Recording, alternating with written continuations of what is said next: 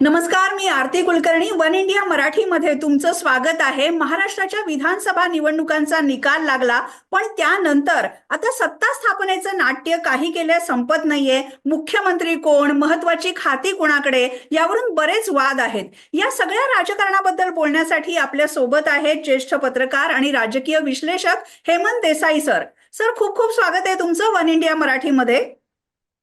नमस्कार. नमस्कार. सर, आपण पाहिलं महानिकालाच्या नंतर आपण बोललेलो होतो आणि तेव्हापासूनच मुख्यमंत्री कोण याच्या चर्चा सुरू झालेल्या होत्या. आता भाजप आणि अजितदादांचा राष्ट्रवादी पक्ष मिळून सत्ता स्थापन होऊ शकते महाराष्ट्रामध्ये आणि मग एकनाथ शिंदेचं दबाव तंत्र कुठेतरी कमी पडतं. पण तरी सुद्धा त्यांनी गृह मंत्रालयाचा आग्रह धरलेला आहे. त्यांना महत्वाची खाती हवी आहेत. तुम्हाला काय वाटतं, काय राजकारण चाललंय? मला असं वाटतं की एकनाथ शिंदे मुख्यमंत्री होते 2.5 वर्ष आणि त्यांनी अगदी फार काही प्रॉब्लेम्स न होऊ देता ते सरकार रेटलं. काही लोकोपयोगी योजना त्यांनी आणल्या, विशेषतः लाडकी बहीण असतील किंवा तरुणांसाठी असेल, वृद्धांसाठी असेल, आणि त्याचं सगळे श्रेय कॅम्पेन मधनं त्यांनी स्वतःकडे घेण्याचा प्रयत्न केला. अर्थात देवेंद्र फडणवीस, अजितदादा आणि त्यांच्या पक्षांचा याच्यामध्ये वाटा होता, पण त्याच्यावरती क्लेम हा एकनाथ शिंदेने अगदी शेवटच्या वेळी सुद्धा केला की मला हा आनंद आहे. शेवटच्या पत्रकार परिषदेमध्ये जेव्हा त्यांनी आपला राजीनामा दिला आणि काळजीवाहू मुख्यमंत्री म्हणून ते आता आहेत, त्यावेळी त्यांनी सांगितलं की माझी ओळख हा लाडक्या बहिणींचा लाडका भाऊ एवढी असली तरी मला पुरेस आहे, त्यात मला आनंद आहे. त्यामुळे त्यांचं म्हणणं असं आहे की त्यामुळे लोकप्रियता मिळाली सरकारला, आणि सरकारला लोकप्रियता मिळाल्याचा फायदा राष्ट्रवादीला आणि भाजपलाही मिळाला आणि त्यामुळे जास्त जागा निवडून आल्या. जसं उद्धव ठाकरे जेव्हा लोकसभेच्या वेळी त्यांचे समर्थक सांगत होते की उद्धव ठाकरे यांच्या जागा जरी 9 आल्या असल्या तरी काँग्रेसच्या जागा ज्या वाढल्या किंवा शरद पवारांच्या वाढल्या, त्यामध्ये उद्धव ठाकरेंचा महत्वाचा वाटा होता. कारण उद्धव ठाकरे यांची लोकप्रियता, त्यांच्या सभांना मिळणारा प्रतिसाद जास्त होता. त्याप्रमाणे एकनाथ शिंदे तोच फॉर्मॅट वापरत आहेत आणि ते असं दाखवत आहेत की माझं सरकार होतं, माझ्या नेतृत्वाखाली निवडणुका आपण लढवल्या आणि म्हणून खरं तर मलाच मुख्यमंत्री तुम्ही करायला पाहिजे होतं. पण त्यांनी त्यासाठी सुद्धा त्याबाबत जर ताणून धरलं आणि ताणूनही काहीही उपयोग होत नाही असं लक्षात आल्यानंतर मग तुटेपर्यंत ताणून न देता त्यांनी माघार घेतली, बचावात्मक पवित्रा घेतला. पण एकदा बचावात्मक पवित्रा आपण घेतला तर भारतीय जनता पक्ष आपल्याला दाबायला सुरुवात करेल हे लक्षात आल्यानंतर ते अचानकपणे आपल्या दरे या गावी गेले आणि त्यांनी एक राजकीय आजारपणाच्या नावाखाली त्यांनी तिथे विश्रांती घेऊन पुन्हा एक दबाव तंत्र आणण्याचा प्रयत्न केला. बरोबर आहे सर, राजकीय आजारपण आहे एकनाथ शिंदेचं, अशा सुद्धा चर्चा झाल्या.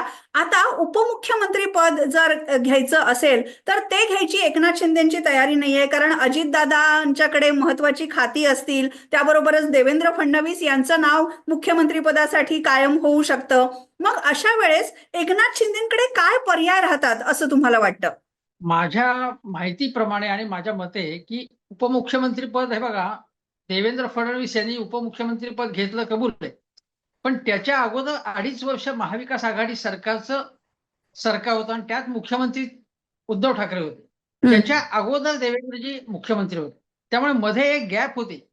ही गॅप आता एकनाथ शिंदेच्या बाबत नाहीये. त्यामुळे त्यांना हे ऍडजस्ट होणं की आपण मुख्यमंत्री होतो, पुन्हा उपमुख्यमंत्री आपण म्हणून तसं कसं बसायचं.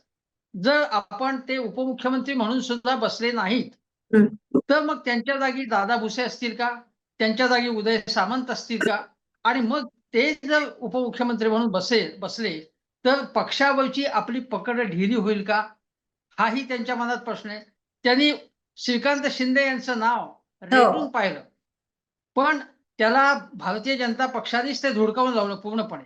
आणि ते धुडकावून लावल्यानंतर ताबडतोब श्रीकांत शिंदे यांनी सांगितलं की मला त्याच्यात काही रस नाही, कारण मी केंद्रामध्ये सुद्धा मला मंत्रिपद मिळत होतं, पण मी आमच्या ज्येष्ठ सहकार्याला ते मंत्रिपद दिलं, असं ते म्हणाले. आता वास्तविक मंत्रिपद जरी दिलं असलं तरी दिल्लीमध्ये संपूर्ण संसदेच्या या राजकारणात एकनाथ शिंदेचे प्रतिनिधी म्हणून श्रीकांत शिंदेच वावरतात. त्यांच्या हुकुमाखाली, त्यांच्या आदेशानुसार, सूचनानुसार सर्व चालतं.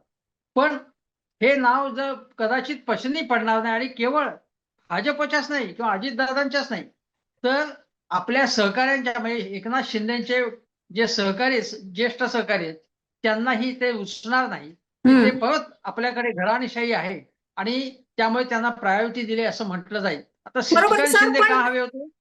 पण तुम्ही म्हणताय ते बरोबर आहे तर की बोला बोला. श्रीकांत शिंदेचं नाव पुढे आलं, पुन्हा मागे जातंय, ही तर उपमुख्यमंत्री पदाची चर्चा झाली सर. पण त्याबरोबरच गृह मंत्रालय आहे, अर्थ मंत्रालय आहे, नगर विकास किंवा महसूल याच्यासारखी महत्वाची खाती आहेत. त्याच्यावर एकनाथ शिंदे कुठेतरी दावा करू पाहतायत.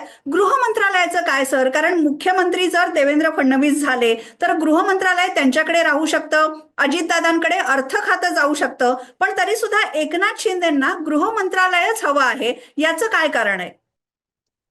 त्याची मी तुम्हाला इंटरेस्टिंग माहिती सांगतो. हम्म. म्हणजे ज्यावेळी महाविकास आघाडीचं सरकार होतं त्यावेळी सुद्धा एकनाथ शिंदेना गृह खातं हवं होतं त्यावेळी.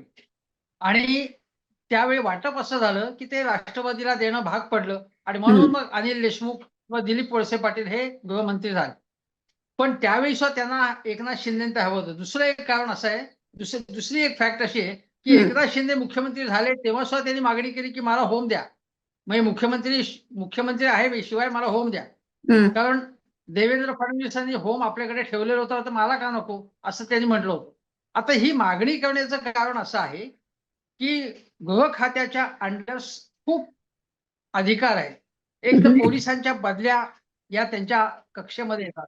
त्याखेरीज शिवसेना जी आता खंडित झालेली आहे त्यामध्ये उद्धव ठाकरे यांच्या आणि यांच्यामध्ये जे काही वाद होतात किंवा हाणामाऱ्या होतात, अगदी पोलीस केसेस होतात, त्यावेळी जर आपल्या हातात गृह खातं असलं तर उद्धव ठाकरे यांच्या सहकार्यांना, नेत्यांना, कार्यकर्त्यांवरती एक दबाव आणून तो पक्ष अजून फोडण्याची सुद्धा त्यांची तयारी असेल. त्यांच्यावरती सतत दबाव ठेवायचा. कारण काय की शिवसेना आणि पोलीस यांचं नातं जुनं आहे आणि त्यामुळे पोलीस खातं त्या दृष्टीने खूप महत्वाचं आहे. गृह खातं हे नंबर 2चं खातं आहे, हेही आपण लक्षात घेतलं पाहिजे. आणि जर उपमुख्यमंत्री असताना देवेंद्र फडणवीस यांच्याकडे जर गृह खातं होतं तर मग आमच्याकडे का नाही असा हा युक्तिवाद आहे. पण गृह खातं हे अत्यंत प्रतिष्ठेचं आणि दुसऱ्या नंबरचं खातं असल्यामुळे ते साहजिकच एकनाथ शिंदेना हवं आहे की त्यामुळे आपली प्रतिष्ठा वाढेल, पक्षाची वाढेल, आपली स्वतःची एक आपण मुख्यमंत्रीपद गमावलं पण त्या बदली निदान एक चांगलं खातं आपल्याला मिळालं, नंबर 2चं खातं मिळालं आपल्याला, अशी भूमिका त्यांची आहे. पण अजून एक गोष्ट सांगतो की पृथ्वीराज चव्हाण जेव्हा मुख्यमंत्री होते त्यावेळी लोकशाही आघाडीचं सरकार होतं आणि अर्थातच गृहमंत्री वेगवेगळे होते. तुम्हाला माहिती असतील, लोकशाही आघाडी सरकारमध्ये राष्ट्रवादीकडे गृह खातं होतं. बरोबर. पण पृथ्वीराज चव्हाण यांनी अशी भूमिका होती की मुख्यमंत्र्याच्या हातात गृह खातं असणं अत्यंत आवश्यक आहे. तर तो कायदा आणि सुव्यवस्था परिस्थिती चांगली सांभाळू शकतो, राज्यावर चांगला वसर ठेवू शकतो.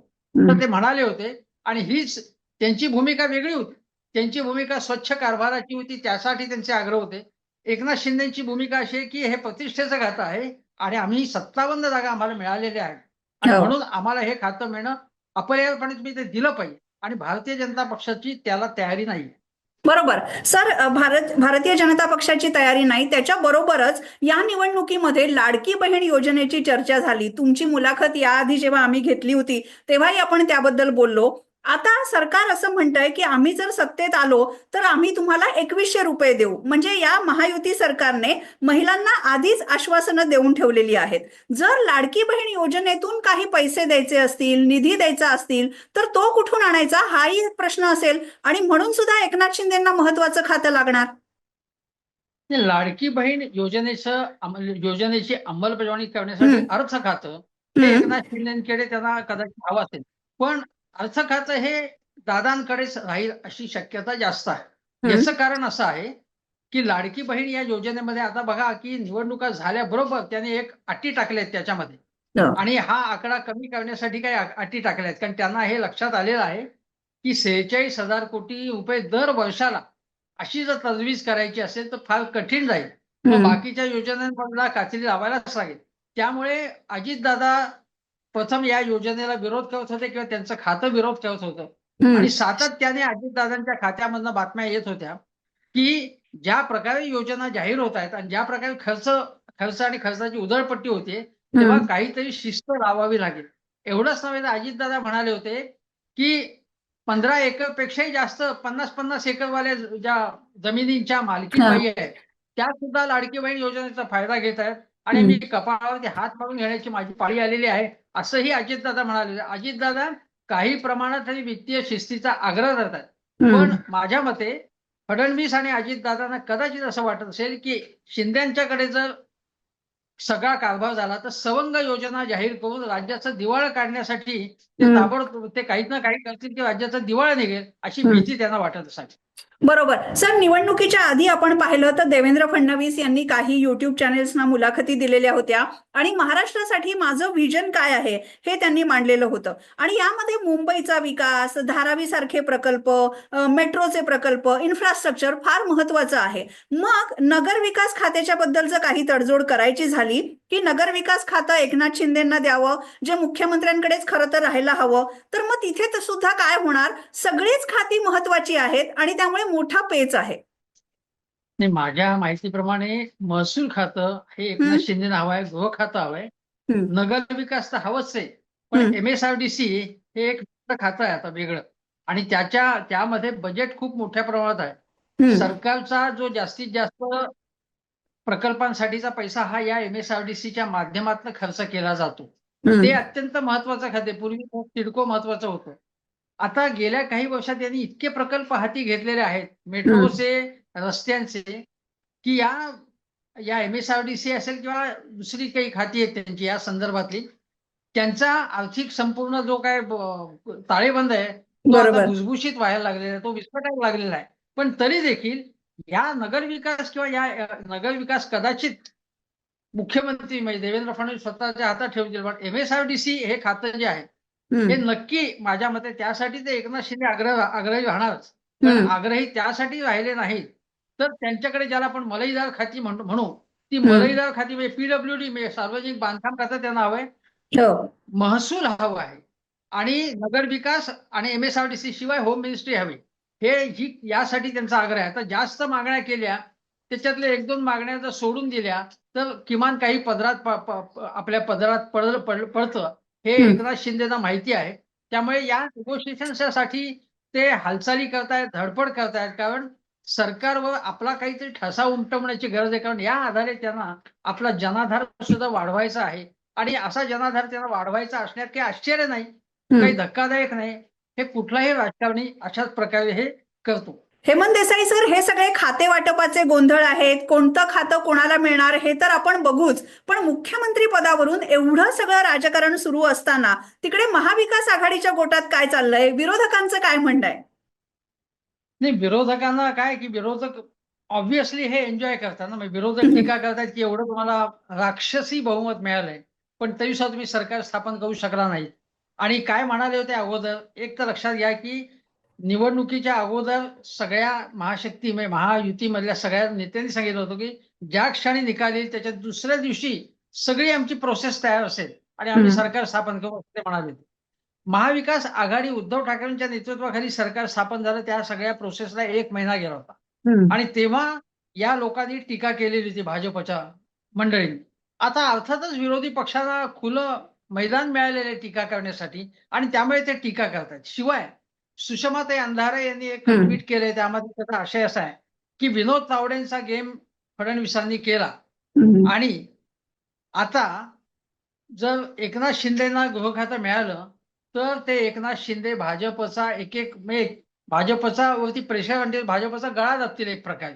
म्हणजे हम्म, त्यामुळे गृह खातं त्यांच्याकडे देणं हे भाजपच्या दृष्टीने हिताचं नाहीये, असं हम्म, सुषमाताई म्हणतात. दुसरी हम्म, गोष्ट अशी आहे, की विरोधक असं म्हणतात, की चंद्रशेखर बावनकुळे यांनी शपथविधी सोहळ्याचा मुहूर्त जाहीर कसा काय केला? हम्म, त्याला उत्तर प्रवीण दरेकरांनी असं म्हटलं आहे, की हे ऑब्व्हियस आहे, की आमची सगळ्यात जास्त ताकद आहे. परंतु एक टेक्निकल प्रश्न असा आहे, की हा समारंभ सरकारचा असतो आणि हम्म, त्यामुळे सरकारचा समारंभ असल्यामुळे राज्यपालांनी त्याची अनाउन्समेंट करणं, हे राज्यपालांच्या कार्यालयाने ते अधिक योग्य ठेवलं असतं. चंद्रशेखर बावनकुळेंनी, प्रवीण दरेकरांनी जाऊन तिथे मैदान बघणं आणि ते जेव्हा बघायला गेले आज आझाद मैदान तिथल्या व्यवस्थेचं, ती व्यवस्था बघणं हे सरकारी यंत्रणेचं काम होतं. हे हम्म. पक्षीय यंत्रणेचं काम नव्हतं. तरी सुद्धा ते बघायला तिथे गेले. आणि त्यावेळी एक लक्षात घेण्यासारखी गोष्ट म्हणजे शिंदेच्या पक्षाचं कोणी नव्हतं. अजितदादांच्या पक्षाचे प्रतिनिधी होते. हम्म. त्यामधूनही दिसून आलं, की यांच्यामध्ये एकवाक्यता नाही. आणि हम्म. आता आपण असं लक्षात घेतलं पाहिजे, की इतके दिवस महायुती विरुद्ध महाविकास आघाडी असा संघर्ष होता. हम्म. आता महायुतीच्या अंतर्गत संघर्ष सुरू झालेला आहे. हे अतिशय हम्म. महत्वाचं आहे. आणि जर एकनाथ शिंदे जर मंत्रिमंडळात आले नाहीत, हम्म. तर हा जो जे समतोल आहे तो असा होईल आणि अजितदादांचं पारडं जड होईल आणि हम्म. अजितदादा एक प्रकारे जास्त वर्चस्व निर्माण करण्याचा प्रयत्न करतील. बरोबर. त्यामुळे हे खूप एकनाथ इंटरेस्टिंग आहे सर. हे खूप हां. इंटरेस्टिंग आहे की विधानसभा निवडणुकांच्या आधी अजितदादांचं काय होणार, त्यांचं राजकीय भवितव्य काय, असे प्रश्न विचारले जात होते आणि निकालानंतर पूर्णपणे वेगळं चित्र आहे. अजितदादा पूर्णपणे वर्चस्व गाजवतायत सगळ्या राजकारणावर. पण तुम्ही जसं म्हणालात की महायुतीतले संघर्ष आता समोर यायला लागलेले आहेत. एकनाथ शिंदेचे समर्थक असंही म्हणतायत की कदाचित आम्ही सरकारमध्ये सामील पण होणार नाही, आम्हाला महत्वाची पदं दिली नाहीत तर त्याला काय अर्थ आहे. तुम्हाला काय वाटतं एकूणच महाराष्ट्राचं राजकारण आणि महायुतीचं राजकारण यापुढे कसं असेल? नाही, मला असं वाटतं की एकनाथ शिंदेचे लोक म्हणतात की मंत्रिमंडळात सामील होणार नाहीये. हे केवळ दबाव तंत्र आहे. हम्म. मंत्रिमंडळात ते सामील झाल्यानंतर तडफडतील, अक्षरशः जीव तळमळतील. हम्म. सगळ्यांचे कोट शिवून तयार आहेत, त्यांच्यामध्ये स्पर्धा आहे. आणि त्यांचं म्हणणं आहे की एकनाथ शिंदेनी सुद्धा आमचं मार्गदर्शन करण्यासाठी आलेलं पाहिजे. हम्म. त्यामुळे याच्यात काही अर्थ नाही. पण अजितदादा आज दिल्लीमध्ये गेलेले आहेत अमित शहाच्या भेटीसाठी. आपण लक्षात घेतलं पाहिजे ते. त्यांच्या हालचाली सुरू आहेत मोठ्या. हम्म. आणि कुठल्याही परिस्थितीमध्ये याच्या पुढच्या काळामध्ये एकनाथ शिंदेपेक्षा आपली ताकद वाढवणं हे हम्म. अजितदादांचं एम आहे. आता बरोबर. महायुतीतलं पुढचं राजकारण कसं चालणार, तर 2029 पर्यंत संपूर्ण भाजपचं 100% सत्ता असेल आणि हम्म. ते आमचं एम आहे, असं अमित शहानी जाहीर केलेलं आहे. नड्डाजी पूर्वीच म्हणाले होते की प्रादेशिक पक्ष मुक्त भारत हम्म. आम्हाला हवा आहे. हम्म. त्यामुळे हे प्रादेशिक पक्ष, गमतीची गोष्ट अशी आहे की हे दोघं जण, दादा आणि एकनाथ शिंदे मंत्रिमंडळात आले. पण हम्म. त्या याच्यामध्ये लॉंग टर्म त्यांचं भवितव्य काय? हम्म. कारण भारतीय जनता पक्ष पहिल्यांदा एकनाथ शिंदेचा काटा काढला, तर पुढच्या वेळी ते अजितदादांचाही काटा काढतील. कारण हम्म. फडणवीस असं म्हणाले होते, की अजितदादा आणि आमच्यामध्ये ही राजकीय तडजोड आहे. पण आता ते म्हणायला लागलेत, की आमच्यात मतभेद असले तरी हळू आमची विचारसरणी स्वीकारायला हम्म. बऱ्यापैकी त्यांनी तयारी दाखवली आणि त्यामुळे आमची व्होट्स ट्रान्सफर होत आहेत आणि ती झाली आहेत असं त्यांनी आता सांगितलं.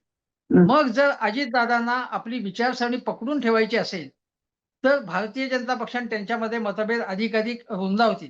आणि हम्म. त्याच वेळी मी तुम्हाला जेवढं एकनाथ शिंदेना दाबायचा प्रयत्न होईल, हम्म. तेवढी त्यांची सत्तेच्या बाहेर तळमळ वाढेल. पण सत्तेत असताना दाबायचा प्रयत्न त्यांचा झाला, तर हम्म. त्यांचा एक प्रकारे काय होईल, की 2014 ते 2019 मध्ये भाजप आणि शिवसेनेच्या मंत्र्यांना जशी काहीच किंमत दिली नव्हती, हम्म. तशीच अवस्था त्यांची होईल. आणि तशी अवस्था झाली त्यांची, तर एक प्रकारे त्यांना एक तर बंड करायला लागेल, नाही तर आहे जे पदरात पडलेलं आहे, पदरात पडलं पवित्र झालं असं म्हणून आहे तिथे मुकाटपणे राहावं लागेल. पण राष्ट्रवादी आणि एकनाथ शिंदे दोघांची ताकद उत्तरोत्तर वाढत जाणं हे भाजपला धोकादायक आहे. आणि हम्म. त्यामुळे त्यांना त्यांची ताकद कमी करण्याचा प्रयत्न होईल. तसं झालं तर उद्या या दोन्ही पक्षांना, राष्ट्रवादी आणि शिंदेच्या दोन्ही हम्म. पक्षांना लॉंग टर्म मध्ये विचार केला तर पुन्हा आपल्या मूळ पक्षाकडे धावत जावं लागेल का, हाही विचार करण्यासारखा प्रश्न सर, आहे. मूळ पक्ष त्यांना घेणार का हा प्रश्न आहे. खास करून उद्धव ठाकरे घेणार का हा प्रश्न आहे. पण ते पुढचं राजकारण झालं. विधानसभा निवडणुकांच्या नंतर सर मुंबई महापालिकेची निवडणूक आहे. राज्यामध्ये अनेक महापालिकांच्या निवडणुका आहेत. या निवडणुकांच्या पार्श्वभूमीवर भाजपला एकनाथ शिंदेना सांभाळावंच लागेल असं आता तरी चित्र आहे. ती निवडणूक बघता तुम्हाला काय वाटतं, भाजप एकनाथ शिंदेशी किती मतभेद वाढवेल? नाही, एकनाथ शिंदेना सांभाळून घेणारच भाजप फार तुटेपर्यंत ताणून देणार नाही. याचं कारण भारतीय जनता पक्ष अशी इमेज तयार करतोय की आम्ही आमच्या मित्रपक्षांना दगा देत नाही.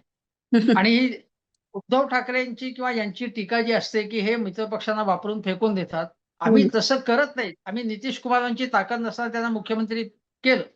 मुंबईमध्ये काय आहे की मुंबईमध्ये केवळ आणि केवळ भाजपनी एक हाती शिवसेनेला टक्कर देऊन केवळ 2 जागांचा फरक होता. त्याच्यानंतर पुलाखालून एवढं पाणी वाहून गेलेलं आहे की समजा एकनाथ शिंदे जर त्यांच्या बरोबर नसले, राष्ट्रवादीची ताकद तर काहीच नाही इथे मुंबईत, तरी सुद्धा भारतीय जनता पक्षाचं फार काही अडेल अशी शक्यता नाही. पण कारण एकनाथ शिंदेचं मूळ मुंबईतली ताकद कमी आहे. ठाण्यामध्ये, कल्याणमध्ये, बदलापूर, अंबरनाथ, डोंबिवली तिकडे ताकद त्यांची आहे. इथे हळूहळू ते प्रयत्न करतायत, काही जागा मिळवल्यात त्यांनी, पण इथे त्यांच्याशिवाय सुद्धा त्यांचं चालू शकेल. आणि इथे जर उद्या मनसे त्यांच्या मदतीला आली, म्हणजे ते असं सुद्धा करू शकतील की उद्या तुम्ही नाही आला तर मनसे आमच्या बरोबर आली, तर मराठी मतांमध्ये फूट घडवण्यासाठी मनसेचा उपयोग त्यांना होऊ शकतो. आता मनसेचं काय एकूण पॉलिसीज आहेत माहिती आहे, कारण इतका फटका बसल्यानंतर. पण एकनाथ शिंदे फार मुंबईमध्ये दादागिरी करू शकणार नाही, कारण भारतीय जनता पक्षाने आपला बेस मुंबईतला खूप मोठ्या प्रमाणात वाढवत नेलाय.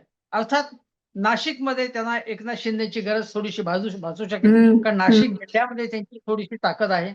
पुण्यामध्ये अजितदादांची त्यांना मदत होऊ शकते. पिंपरी चिंचवडमध्ये मदत होऊ शकते. त्यामुळे अनेक 10-15 महानगरपालिकांच्या निवडणुका व्हायच्या आहेत आणि त्या ठिकाणी जर एकत्रितरित्या त्यांनी सामना केला किंवा सीट ऍडजस्टमेंट केली तर अर्थातच भारतीय जनता पक्षाचा फायदा आहे. पण आता या पुढच्या प्रत्येक टप्प्यामध्ये भारतीय जनता पक्ष आपला जनाधार कसा वाढेल हाच प्रयत्न करणार आणि या दोघांची ताकद फार वाढू देणार नाही हे स्पष्ट आहे. सर, एक कळीचा मुद्दा जो आहे की जो निवडणुकांच्या आधी आपण बघितला, ओबीसी विरुद्ध मराठा किंवा देवेंद्र फडणवीसांना ते ब्राह्मण असल्यामुळे जे लक्ष केलेलं होतं, त्याचा सामना सुद्धा भाजपला यापुढे सुद्धा करावा लागणार आहे. एकनाथ शिंदेच्या जर स्ट्रेंथ पाहिल्या तर त्यांची एक लोकप्रियता आहे. सीएम म्हणजे कॉमन मॅन असं ते म्हणतात, त्यामुळे सामान्यांमध्ये ते लोकप्रिय आहेत. ते मराठा चेहरा आहेत. जरी आता भाजप बरोबर अजितदादांच्या रूपानं मराठा चेहरा असला तरी देवेंद्र फडणवीसांचं नाव जेव्हा मुख्यमंत्री पदासाठी अधिकृतपणे जाहीर होईल तेव्हा मग भाजप काय करणार, मराठा नेत्यांना कसं सांभाळणार? मला असं वाटतं की मराठा मत आता मनोज जरांगेंचा काही पवित्र असला देवेंद्र फडणवीसांच्या विरोधात तरी त्याचा फारसा परिणाम झाला नाही. तो जर परिणाम झाला असता पॉझिटिव्हच्या भागात राजेश टोपेंचा पराभव झालेला आहे. त्यामुळे मनोज जरांगे फॅक्टर एवढ्या मोठ्या प्रमाणात चालला नाही किंवा त्यांचे जे फ्लिपफ्लॉप होते त्याच्यामुळे त्यांचे समर्थक सुद्धा गोंधळात पडले आणि लोकसभेपेक्षा विधानसभेला मराठा मतं मोठ्या प्रमाणामध्ये भाजपला पडलेली आहेत हे नाकारता येणार नाही. अनेक ठिकाणी अनेक मराठा उमेदवार त्यांचे निवडून आलेले आहेत. त्यामुळे ते जरांगे फॅक्टर वर्क झाला नाही. आणि समजा फडणवीस मुख्यमंत्री झाले तर तुम्हाला सांगतो फडणवीस याच्या दिशेने यासाठी हा प्रश्न सोडवण्यासाठी प्रयत्न करतील, केंद्र स्तरावर प्रयत्न करतील, आरक्षणाची मर्यादा वाढवून घेतील आणि मराठ्यांना खुश करण्याचा यशस्वी प्रयत्न करण्याची दाट शक्यता आहे.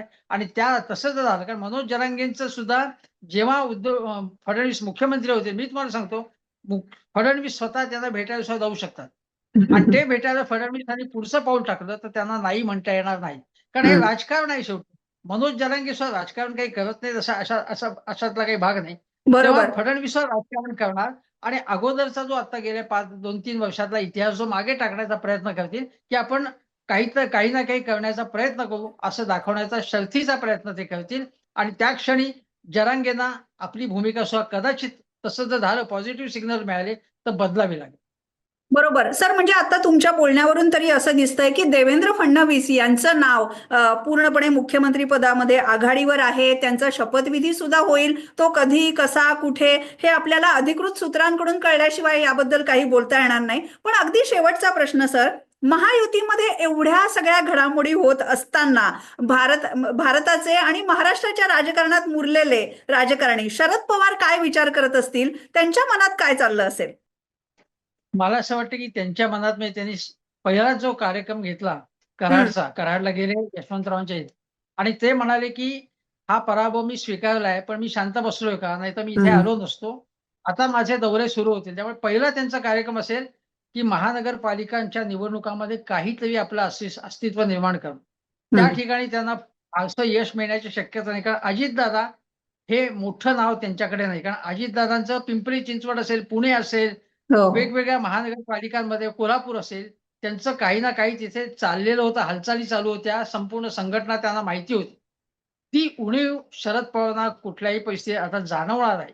भाकरी किती फरवण्याच्या गोष्टी केल्या तरी आता त्यांची ताकद खूप कमी झालेली आहे. त्यामुळे आता शरद पवारांना या पुन्हा जोमाने उभा राहायला लागेल. पण मुळात त्यांना तशा प्रकारचे सहकारी जे आहेत आता, हम्म. जे रोहित पाटील आहेत किंवा रोहित पवार आहेत, या लोकांकडनं अधिक अपेक्षा आहेत. किंवा युगेंद्र जरी पराभूत झाले असले तरी अशांच्याकडून, अशा तरुणांच्याकडनं जर जास्त काम त्यांच्याकडनं करून घेतलं पाहिजे. कारण सुप्रियाताई या दिल्लीमध्ये जास्त बिझी असणार, दिल्लीमध्ये. बरोबर. आणि त्यामुळे या महाराष्ट्रामध्ये जर आता महानगरपालिकांमध्ये किंवा स्थानिक स्वराज्य संस्थांमध्ये, जिल्हा परिषद असेल, ग्रामपंचायती, इथे नेटवर्क यांचं खूप कमी आहे. कारण अनेक नेते त्यांनी आपल्याकडे घेऊन काही ना काहीतरी थोडंसं यश मिळावं असं लोकसभेत प्रयत्न केले, विधानसभेत त्यांना त्यांच्या या हो. प्रयत्नांना यश आलं नाही. पण उत्तम जानकरांसारखा एक नेता, हा हम्म. त्यांच्याकडे एक मोठा नेता आलेला आहे त्यांच्याकडे. अशा लोकांकडनं जर काही त्यांनी केलं प्रयत्न, तर पण शरद पवार एकटे पुरेसे पडणार नाहीत. कारण ही एवढी मोठी ताकद आहे समोर, की बरोबर. आता त्यांना त्यांचं वय काढलेलं आवडत नसलं हम्म. तरी त्यांच्या ते ज्या पद्धतीने जोमाने काम करतात तसं काम केल्याशिवाय सत्ता हातात नाहीये, असे लढवय्ये आणि तरुण फळीचं त्यांना निर्माण करावे लागेल. आणि त्यांना पुन्हा कितीही काम केलं तरी लगेच रिझल्ट मिळण्याची शक्यता नाहीये. बरोबर. पण शरद बरोबर. पवार हाच एकमेव आवाज असा आहे की ज्याच्या सुप्रियाताईंच्यामुळे नाही, जयंत पाटलांमुळे इतकी गर्दी होत नाही, इतके लोक येत नाहीत. शरद पवारांच्या प्रेरणेने येऊ शकतील. ती ऍसेट आहे राष्ट्रवादी काँग्रेसची. त्या ऍसेटच्या आधारे त्यांनी काहीतरी काम चांगलं करून दाखवण्याची संधी आहे. पण काम पुष्कळ करावं लागेल. बरोबर आहे सर. काँग्रेसबद्दल सुद्धा बरंच बोलता येईल. पण आता जर एकनाथ शिंदेची ताकद कमी झाली असेल, एकूणच बार्गेनिंग पॉवर किंवा महायुतीमधली सत्ता स्पर्धा, हे सगळं बघता उद्धव ठाकरेंच्या गोटात कुठेतरी एक खुशीचं वातावरण आहे. जरी पराभव झालेला असला तरी हे एक कारण आहे. तुम्हाला काय वाटतं, हे कारण उद्धव ठाकरेंना थोडंसं बळ देऊ शकेल का, आदित्य ठाकरेंना देऊ शकेल का? नाही, मला असं वाटत नाही. याचं कारण काय तुम्हाला सांगतो, की एकनाथ शिंदे जर भाजपशी फाईट करत असतील हम्म. तर ते स्वाभिमानी आहेत असं म्हणावं लागेल. किंवा ते आपली लढाई लढतायत, ते लोटांगण घातलं नाहीये असं म्हणावं, असं मान्य करावं लागेल. आता ते काही गोष्टींचा आग्रह जर धरला नाही त्यांनी, तर उद्धव ठाकरे आणि संजय राऊत तर रोज सकाळी 10 वाजता त्यांना जोडून काढणार. आता ते म्हणतात की ते आजारी आहेत, त्यांची तब्येत अशी झालेली आहे, अमुक तमुक वगैरे. पण त्यांना हे करणं भागही आहे. म्हणजे एकनाथ शिंदेच्या मागे प्रेशर उद्धव ठाकरे गटाचा आहे, पक्षाचा आहे. त्यांनी केलं नाही तर मग ती स्पेस जी आहे, स्वाभिमानी मराठी लोकांच्या पक्षाची जागा ही उद्धव ठाकरे व्यापतील. त्यांची लोकप्रियता, स्वाभिमान पूर्णपणे लोटांगण घातलं तर त्यांची इमेज खराब होईल एकनाथ शिंदेची, हे त्यांना माहिती आहे. बरोबर. एकनाथ शिंदेना ही अंडर एस्टिमेट करून चालणार नाही. आणि त्यांना अंडर एस्टिमेट करण्याची चूक झाल्यामुळे त्यांना जी काही आता सत्तेच्या आधारे त्यांना 7 जागा मिळाल्या आहेत, पण आता विधानसभेमध्ये 57 जागा मिळाल्या, हे काही कमी नाही. त्यामुळे ते लंबी रेस का घोडा आहेत असं त्यांना म्हणावं लागेल. बरोबर. पटकन बाबा ते बघा, लोकसभेनंतर संपतील, विधानसभेनंतर संपतील, त्यांचं सरकार कोसळेल, या सगळ्या ज्या अंदाज भाकीत व्यक्त केली होती संजय राऊतांनी, पूर्णपणे कोसळून पडली. त्यामुळे बरोबर आहे. तुम्ही माझ्या सर मते हा एक महत्वाचा मुद्दा तुम्ही सांगताय की एकनाथ शिंदेना 57 जागा मिळाल्या, म्हणजे महाविकास आघाडीचे उद्धव ठाकरे, शरद पवार आणि काँग्रेस यांच्यापेक्षाही जास्त जागा एकनाथ शिंदेंनी मिळवलेल्या आहेत. आणि म्हणूनच त्यांना अंडर एस्टिमेट करून चालणार नाही, हे भाजपला सुद्धा तेवढंच माहिती असावं. आता सर, जी काही खाते वाटपावरून निगोशिएशन चाललेली आहेत, बैठका चाललेल्या आहेत, त्याच्यावर आपण लक्ष ठेवून राहू आणि पुढे राजकारण कसं होतंय त्याबद्दल सुद्धा बोलू. पण वन इंडिया मराठीशी बोलल्याबद्दल खूप खूप धन्यवाद सर. वन इंडिया मराठीमध्ये तुम्ही कमेंट्समध्ये या सगळ्या चर्चेबद्दल तुम्हाला काय वाटतं, महाराष्ट्राचा मुख्यमंत्री कोण व्हावं असं तुम्हाला वाटतं, ते आम्हाला कमेंट्समध्ये नक्की कळवा. आणि one India Marathi channel like करा, शेअर करा, सबस्क्राईब सुद्धा करा.